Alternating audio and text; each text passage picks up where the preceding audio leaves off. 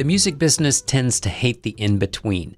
Finding success there almost always means getting to one and only one place, which is easily defined. Blues, or rock, or jazz, or country, or EDM, or any number of easily identifiable niches within the bins of a record store, or their more current equivalent, the curated playlists on streaming platforms. Any blurring of these inherently subjective, but nonetheless rigidly established boundaries usually means trouble for an artist, commercially speaking. Making people stop and think how to describe your music rather than giving them songs that fit into commonly known molds can be the difference between 10 people showing up for your performance or more like 100. While the music business had to have hated having to figure out how to market the Mose Allisons of the world, who was never really blues but also never really jazz, or even the stars like David Bowie or Beck when they made music that veered completely away from their preceding hits, those artists mostly shrugged and kept following their instinct. And the music world was better off sooner or later, even if it meant shows where only 10 people came for a while. Plus, it was better for the music business even, since those in-between territories between established musical kingdoms were and are so often incredibly fertile nurseries for nascent sounds and styles. Thinking about it in a creative sense, the in-between is a crucial ingredient for making music at all. The process of writing and woodshedding and muse conjuring is an inherently liminal state. It's a time where the artist is only waking from the dream, hopefully to remember enough of it once awake, having thoroughly immersed their mind and soul in the quantum state of conjuring a song. It's a type of trial, a kind of true final boss to defeat before leveling up to songwriter status, where the artist can be the hero, saving us all from a life with, derivative, formulaic, cliched, or even worse nowadays, AI-generated drivel being our only options for music. Here, we bring you a group who is getting insanely good at scratching a niche, an unlikely quartet in many ways, and a group who has taken a unique approach to the hero's quest of blurring lines and blazing new trails of sound. They can play bluegrass first-generation style. They can jump out on any number of limbs that come from that trunk of the tree as well. They can play Frank Zappa. They have sass and wit, harmonies, hooks, and chops all to spare. And no guitar, but one very prominent flute, as you can hear in their instrumental playing now, Green Flash, from their 2024 album Love Your Mind, which features dobro from Jerry Douglas. They are the band Twisted Pine, and they are our guest on this episode of Southern Songs and Stories.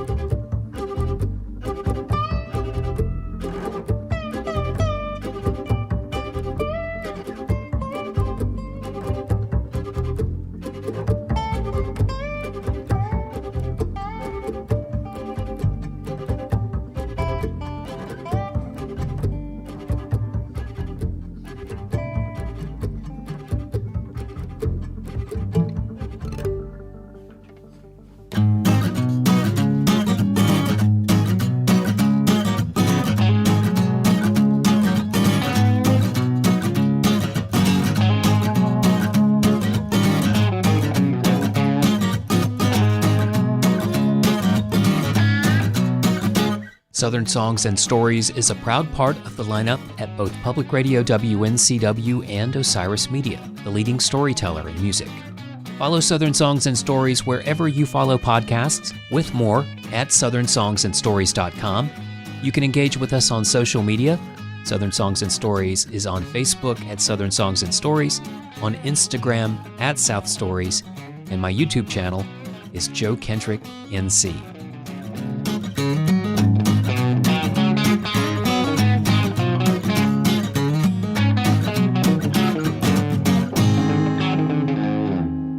Dan Bowie, Kathleen Parks, Ann Fong, and Chris Sartori are Twisted Pine, and their longtime collaborator Dan Cardinal, who co-produced the album with the band at his studio Dimension Sound in Boston, starts his liner notes by saying, "The music on this record is the most collaborative we've recorded yet," going on to say that, "We've spent the years since our last release discovering new truths of ourselves. There's some pain in that, and energy, learning to love our minds."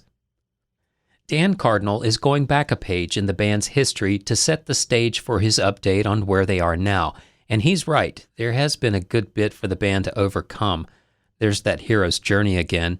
And you'll hear Ann Fong speak to that in our part of the conversation where we refer back to their preceding album Right Now, released in the midst of the lost year of 2020 during the COVID pandemic.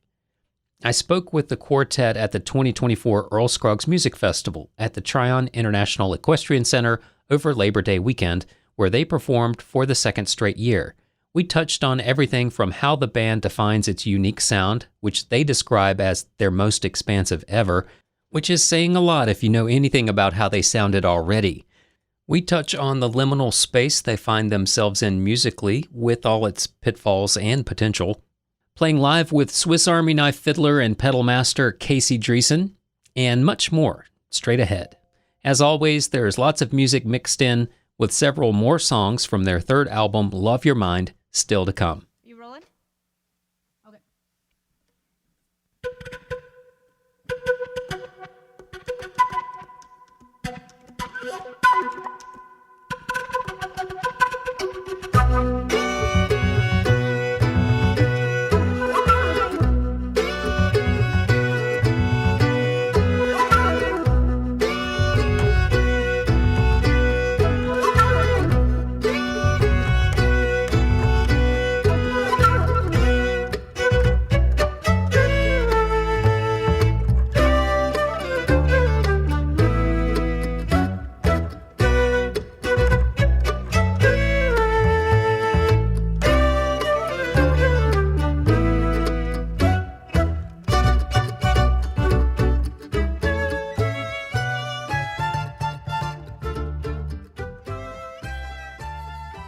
Bit of Twisted Pine's version of Frank Zappa's Peaches and Regalia from their album Love Your Mind, here on Southern Songs and Stories, as we begin our time with the band at the beginning of our conversation, which starts with my question about how to wrap our heads around what goes on in their music.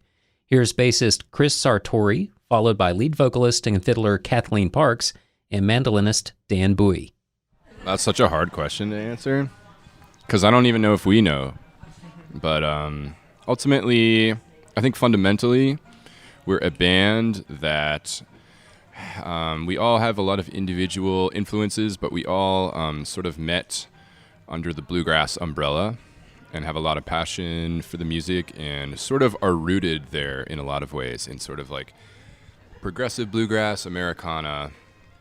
That's the land that we live in. And we're really into like, you know, like what Sierra Hull is doing and the Punch Brothers. And yeah, there's just, I think, especially now, there's like a whole host of musicians and bands that are kind of in a sort of like more or less uncharted or like yet unnamed sonic territory. And we are squarely there as well. And so our particular brand of music is kind of like, you know, progressive Americana. It's like pretty funky. There's like a lot of elements of like indie pop, like especially songwriting, and so also we're like a very improv, like jam heavy band as well. So we kind of wrap all of that up into our little Twisted Pine branch. Well, today in your sets, you did everything from the Beatles to Frank Zappa to more traditional material, and a lot of times weaving in and out of of segueing within the same song and having bits and pieces of other things going on, which I love, and I think that you work it well. Tell us a little bit about how you write your music and how you come about, settling on what the song is going to be. Well, let's see. This is Kathleen, by the way. Oftentimes, our songs start with, either a completed song or a seed of a song, and that is brought to the band.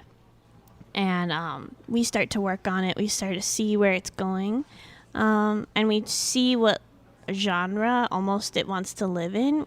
Kind of going off what Chris said earlier, I would also add that we're a very groove-based band, so all of our songs really start figuring out what the groove is and where the pocket is sitting, and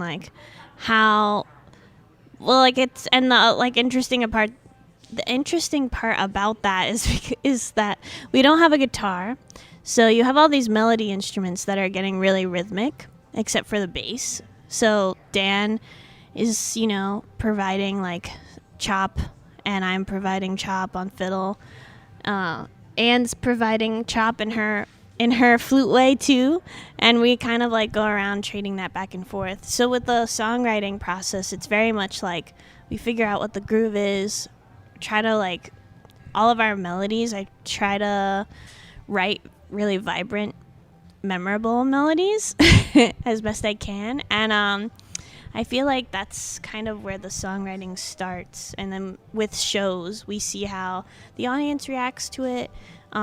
We even get our audience involved in the writing process a bit, just because we see their reactions, or try to pick up on what they seem to like about a song or something like that. So that's a little bit of where the songwriting starts. Yeah, and maybe just to add on to that, it's very song driven. Kind of all of our choices, we don't decide that we're going to pursue a certain thing until we find a song where it really kind of calls for it. So it's just kind of as we continue to write songs and do covers, like you were mentioning, the Beatles and Zappa and stuff. As we continue to incorporate all of that kind of stuff, that's kind of what's leading all of the kind of eclectic, different sounds and ways of playing together. It's kind of based on what song we're doing at the time and what it makes sense for, and so. In some ways, that's what makes it so eclectic, I never thought it could be this nice. Never thought I'd experience the best days of my life. I thought they came once, but then they came twice. The third time was a charmer, and it just goes to show you it's not over till it's over. 'Cause it comes in waves and it comes in slow. Sometimes crashes, then it flows. Sometimes the rhythm just takes over, and you feel it sinking in your skin. You get that goosebump feeling all over again. Get that goosebump feeling all over again. You get that goosebump feeling all over again. And you listen in to the hum. To the hum. I never thought I'd be talking this way. Never thought I'd have a change of heart and mind and body. Never knew it began. Always thought there was a the end to every story. But before it take glory, you better look around again. With all four band members sharing writing credit here, that's a bit of Goosebump Feeling by Twisted Pine from their collection Love Your Mind. Our conversation continues with my observation about how they seem to be doing quite well despite what seems like a highly unusual configuration for a traditional bluegrass context, like many of the festivals they've played. I asked how it was for Twisted Pine to gain acceptance from that wing of the Roots World fan base. Here's flautist Ann Fung, followed by Chris Sartori, Kathleen Parks, and Dan Bowie. Well, I think that's actually an interesting question because this band started as a bluegrass festival. So in a way, we had our foot in the door already for just, I think, the general public knowing us as a bluegrass band, and slowly we've progressed out of that, honestly. And I think we're still actually quite accepted at the bluegrass festivals, and where we actually feel like we want to explore and expand more is playing other types of festivals, because I think we actually fall under some other categories as well. So we've actually started dabbling in jazz festivals and just other types of music festivals that house different sort of genres, or like just general ones. And so yeah, I think the fact is we are mostly playing bluegrass festivals just because the band is so rooted there, and our rep is rooted in bluegrass. But we're actually kind of trying to expand the horizon of where we sit. Yeah, I that's a really interesting question, because I think that's definitely true what Anne is saying. But I also think conversely, it does feel like a unique challenge to be a band like us, because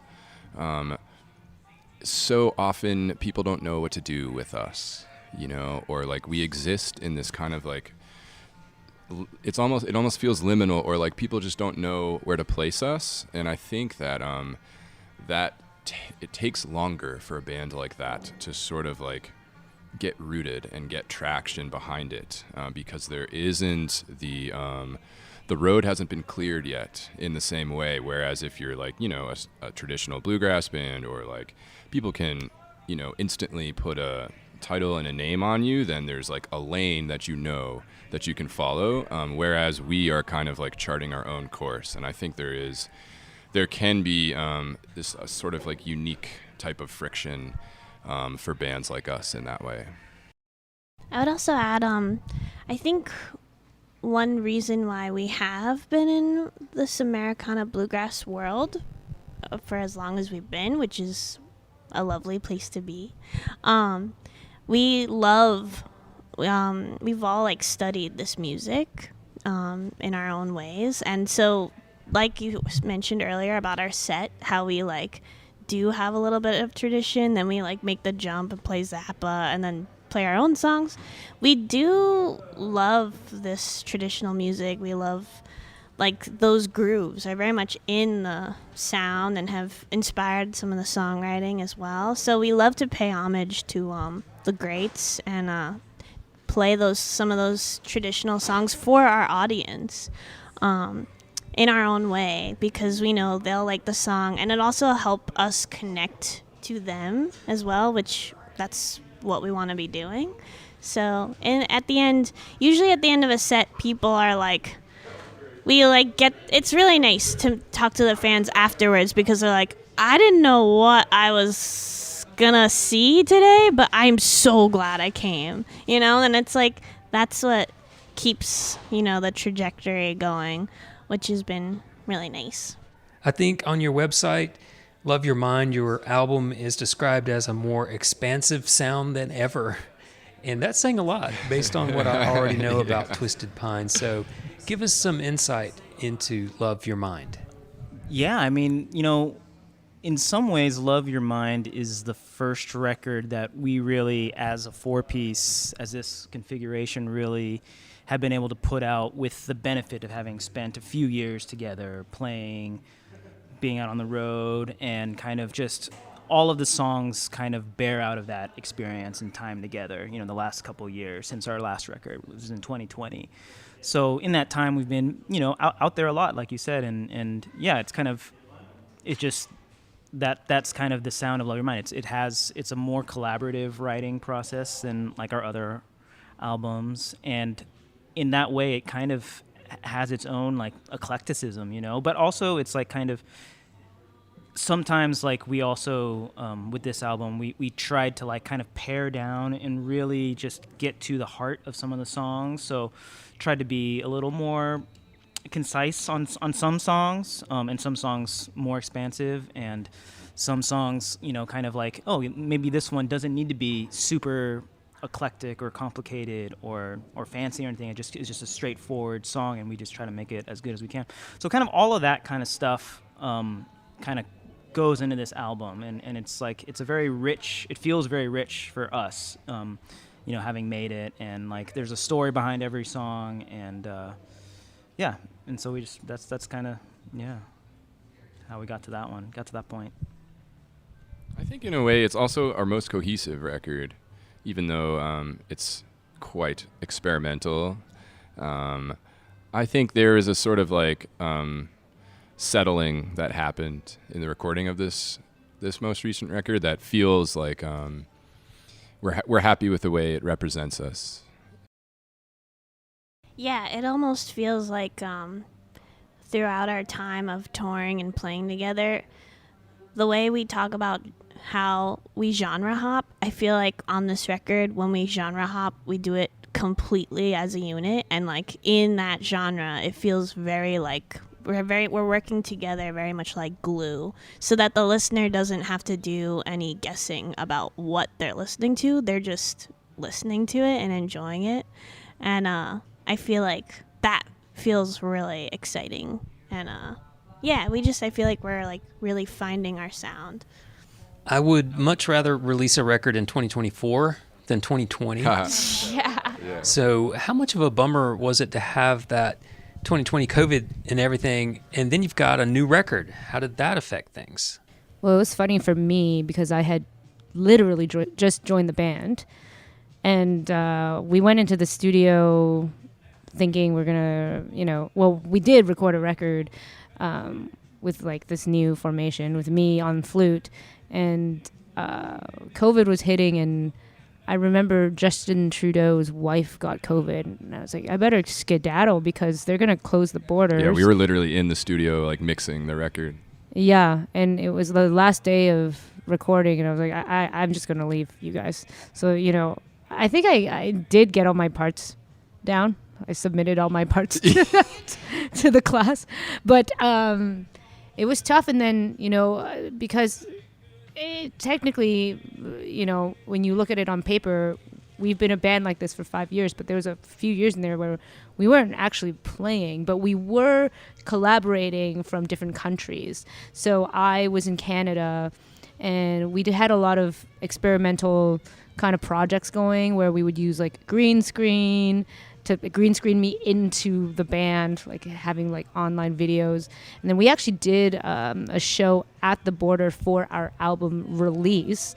There was a spot, I guess it's in Vermont and Quebec. Yeah, Derby Line, Vermont. That's right. And there's just kind of a row of potted plants there, so there's not much of a border. So I just stood on one side, and the three of them stood on the other side. We had camera people on both sides, and we filmed a little concert. Yeah. And it's actually on YouTube. Yeah, we had like a little mic set up, and that was our record release. We also did we did like a live stream. And also I should say we almost didn't release the record, but I think it was the consensus like at the time where we felt like people just needed something. And I think it was also good for us to just, like, let's just see what we can do here and, like, use the limitations to work creatively.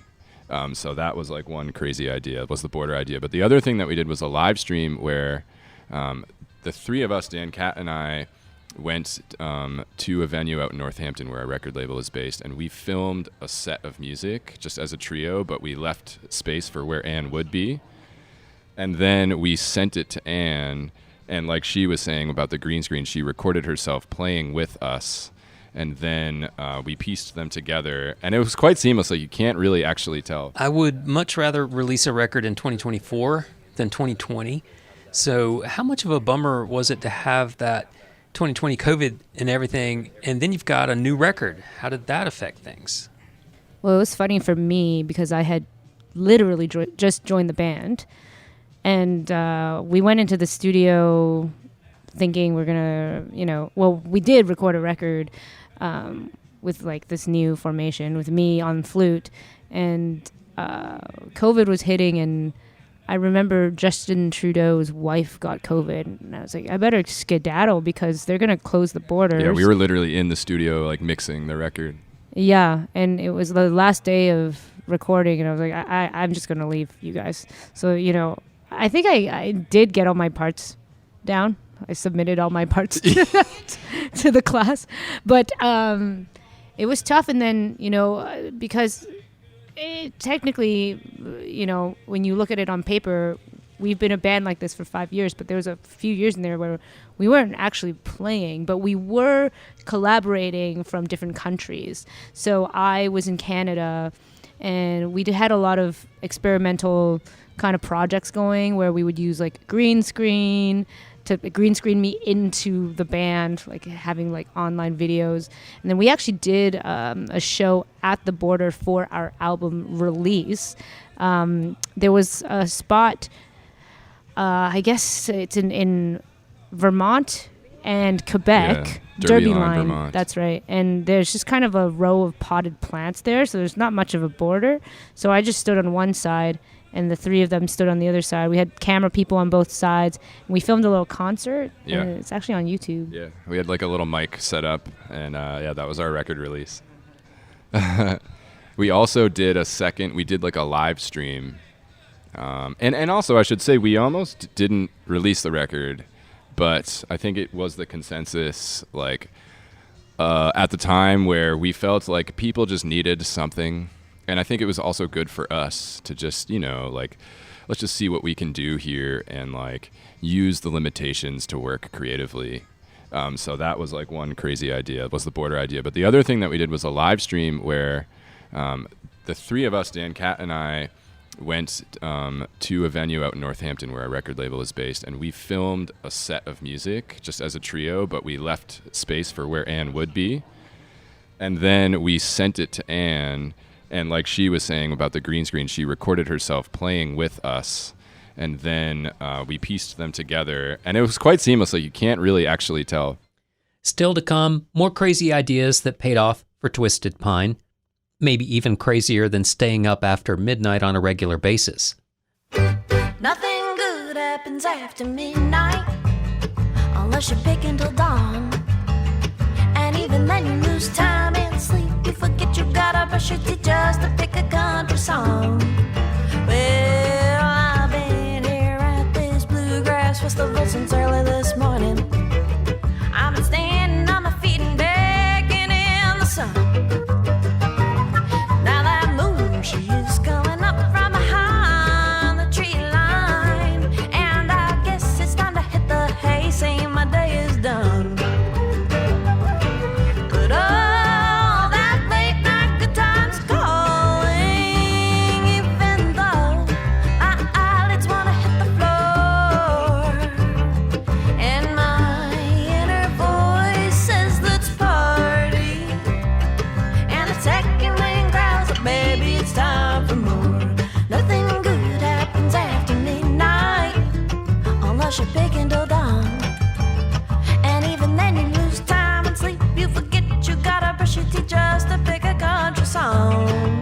I might look back at this and grin, or it's all gonna make me cringe. But now I got cold beer right here, a fiddle right up to my ear, friends that play along.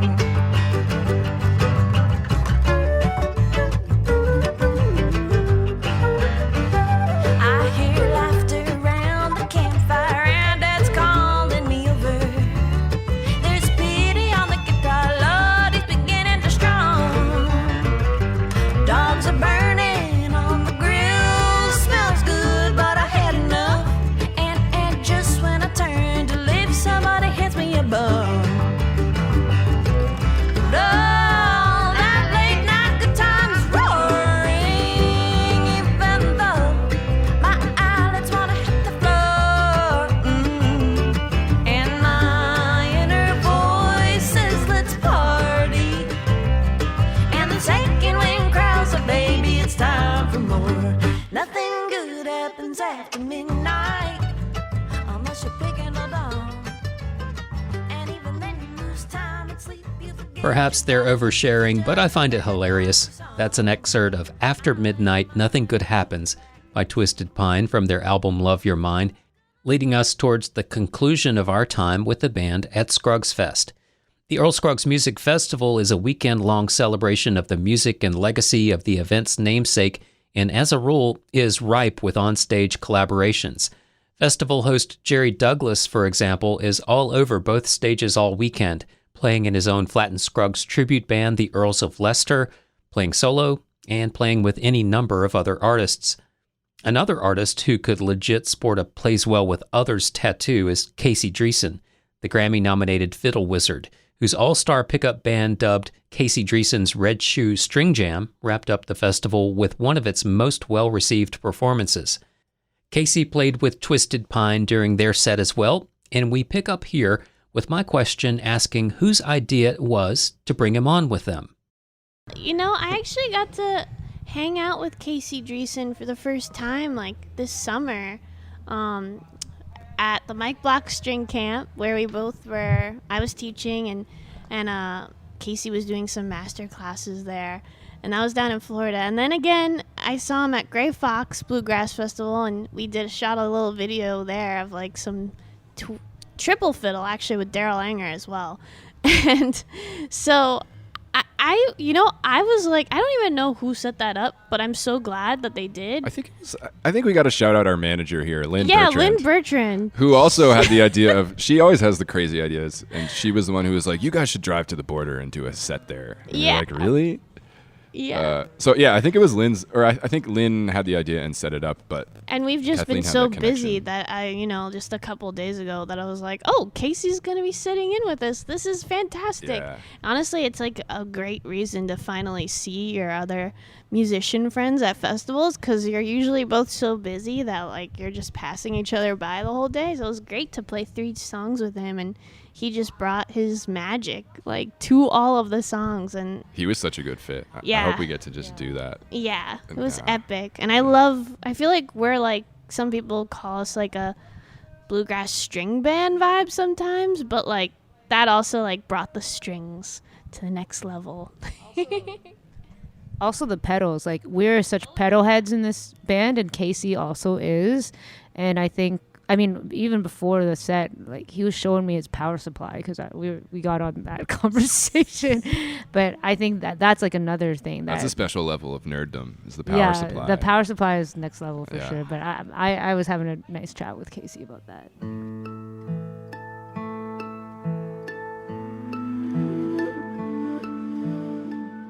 Wending our way to the end of this episode on Twisted Pine with another new song from Love Your Mind, the song Lone Star, where the quartet finds their way to heaven on a metaphorical Greyhound bus. Thank you for listening. We're thankful you're here and for spreading awareness of this endeavor. It's as easy as telling a friend and following this podcast on your platform of choice. From there, it takes just a moment to give us a top rating and, where it's an option, a review. It makes a big difference, because the more top reviews and ratings we get, the more visible we become to everyone on those platforms, which means that more people just like you will connect with artists like Twisted Pine, Casey Driessen, Jerry Douglas, and hundreds, literally hundreds more we've profiled there at your fingertips. Speaking of Jerry Douglas, his episode from 2021 stands the test of time, and you can find that by looking up It's Always Roots Music 12 O'Clock with Jerry Douglas on southernsongsandstories.com, as well as the search feature on your podcast app of choice. Still to come in this series are artists interviewed at Scruggs Fest and at the last IBMA held in Raleigh, and I know you won't want to miss those conversations with Lindsay Liu, The Faux Pas, Unspoken Traditions' Ty Gilpin, author David Menconi, and banjo innovator Trey Wellington. This series is a part of the lineup of both Public Radio WNCW and Osiris Media, with all the Osiris shows available at osirispod.com. You can also hear new episodes on Bluegrass Planet Radio at bluegrassplanetradio.com. Thanks to everyone at the Tryon Equestrian Center and the Earl Scruggs Festival for their hospitality, and to Jacqueline Anthony for producing the radio adaptations of this series on Public Radio WNCW, where we worked with Joshua Ming, who wrote and performed our theme songs. I'm your host and producer, Joe Kendrick, and this is Southern Songs and Stories, the music of the South and the artists who make it.